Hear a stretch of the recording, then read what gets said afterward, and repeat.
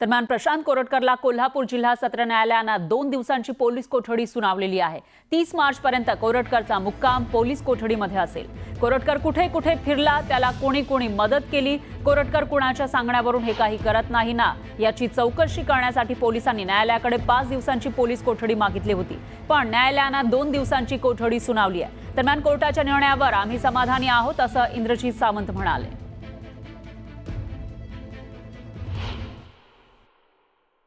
विष ओकणाऱ्या व्यक्तीबद्दल सहानुभूती न ठेवता कायद्याच्या कक्षेत राहून ज्या पद्धतीने तपास चालला आहे, कारण ह्याच्या अगोदर तुम्ही बघितलं असेल की खूप वेगवेगळ्या व्यक्तींनी शिवाजी महाराजांच्याबद्दल वेगवेगळी विधानं केली होती, पण त्यांना कुठलीच कारवाई झालेली नव्हती, त्यांच्यावर गुन्हेसुद्धा दाखल झाले नव्हते। पण ह्याच्यावर गुन्हा दाखल होऊन ज्या पद्धतीनं कारवाई करायची चाललेलं आहे त्याच्याबद्दल मला एक शिवाजी महाराजांचा अनुयायी म्हणून एक समाधान वाटतं।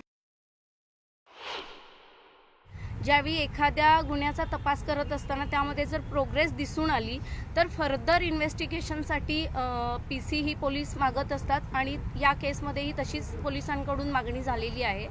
माननीय कोर्टाने त्याची दखल घेऊन 2 दिवस म्हणजे 30 तारखेपर्यंत PC दिलेली आहे।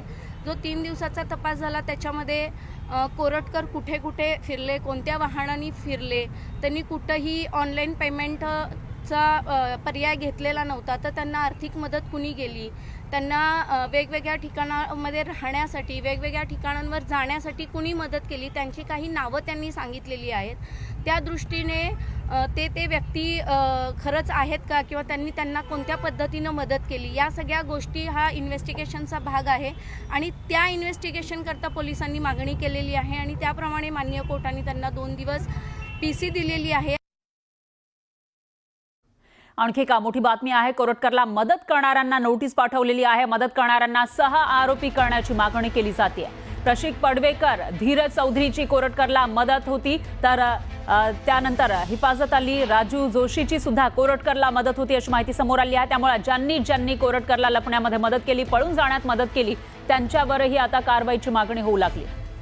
यानंतर पुन्हा एकदा जाऊयात आपले प्रतिनिधी ज्ञानेश्वर साळुखे यांच्याकडे। ज्ञानेश्वर, काय सांगाल? कोरटकर हा जवळपास महिनाभर हा फरार होता, कुठे होता कोणालाही थांगपत्ता नव्हता, पण त्याला मदत करणारेही होते, त्याच्यामुळेच तो पळू शकला। आता त्यांच्यावर कारवाई होण्याची शक्यता दिसते।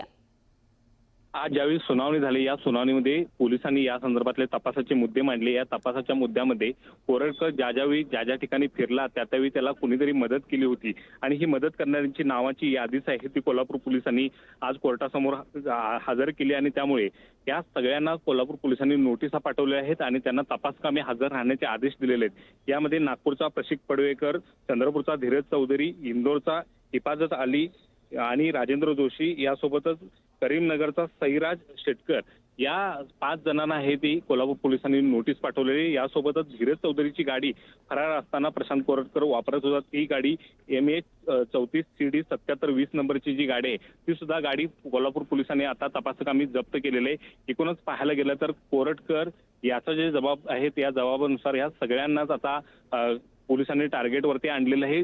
प्रसंगी त्यांच्यावरती सहआरोपी करण्याचा प्रयत्न सुद्धा पोलिसांचा आहे, कारण ज्या पद्धतीने त्यांनी मदत केली ती मदत कोणत्या स्वरूपाची आहे त्यावरती हे सगळं भूमिका अवलंबून असणार आहे। मात्र प्रशांत कोरटकर सिकंदराबाद, हैदराबाद, तेलंगणा, चेन्नई या सगळ्या परिसरामध्ये जाणार होता आणि त्याला ही सगळी मदत आहे ती ही सगळे त्याचे मित्र करत होते। या दरम्यान तो UPI पेमेंट कोणत्याही पद्धतीचं वापरत नव्हता, मात्र त्याला आर्थिक रसद पुरवण्यात आली होती। ही रसद पुरवणाऱ्यांची यादी आता पोलीस तपासत आहेत आणि त्या दृष्टीनं कोठडी वाढवण्याची मागणी केली होती आणि ती 2 दिवसाची कोठडी आता कोल्हापूर पोलिसांना वाढवून मिळालेली आहे। त्यामुळे या दरम्यान पोलीस आता नेमकं काय तपास करतात आणि तपासाचा अहवाल पुन्हा एकदा कोर्टासमोर काय सादर करतात हे पाहणं महत्त्वाचं आहे। मात्र निश्चितच ज्ञानेश्वर, धन्यवाद तुम्ही दिलेल्या या सविस्तर माहितीसाठी।